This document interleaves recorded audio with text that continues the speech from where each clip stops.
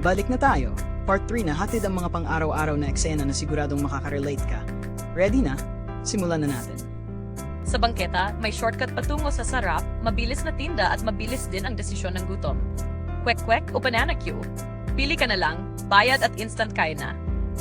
Birthday, cash envelope time. May mga expectations, may pasabog at syempre may tipong umaasam ng extra. Simpleng tradisyon, malaking ngiti. Tanods pero mahalagang bahagi ng barangay, nagbabantay, nagbibigay ng tulong at nag-ugnay sa komunidad, ang frontline ng kapitbahayan. Minsan darating ang order na hindi mo in-expect. Tawanan muna, paayos agad, kaya lang may story sa likod di inaasahang ulam.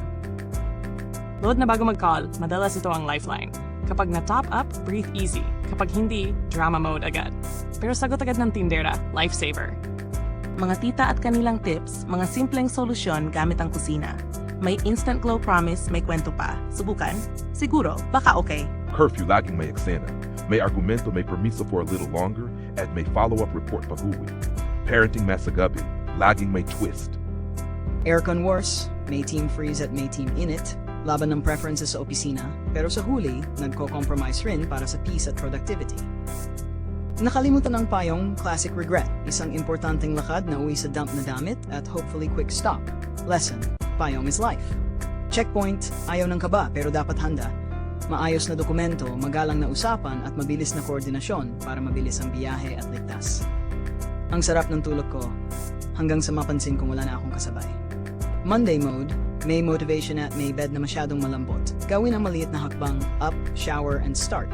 Pero minsan kailangan na ng extra push. Tatawag siya 9 AM, darating daw 10 AM. Actual arrival, huli pa rin pero may kwento. Minsan frustrating pero may good service pa rin kapag maayos ang trabaho.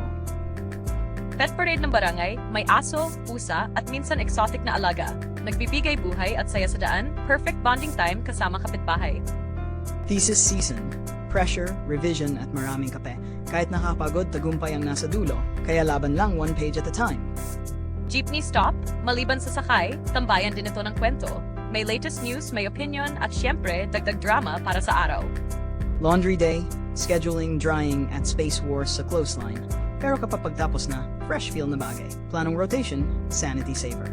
May panalo sa palengke, higit pa sa mura, ang saya ng tamang tawaran, parehong panalo buyer at seller, at may kwento sa likod ng presyo. Delivery mix-up, kulang o mali ang dala. Tawag lang, may remittance o replacement. Minsan hassle, pero mabilis maayos pag maayos ang serbisyo. Flickering street lamp, mysterious pero nakakatuwa. May theory sa kapitbahay. Kailangan daw siyang isolve o baka ghost lang. Laban lang sa ilaw. Bago magsimula ang araw, may sandaling tahimik at dasal. Sandigan ng pag-asa at pasasalamat. Munting ritual na nagpapalakas sa buong pamilya. Maraming salamat sa panonood ng Part 3. Kung nagustuhan ninyo, i-like, mag-comment, mag-subscribe at i-share, may pa more pa kaming ihahain. Kita-kits sa susunod.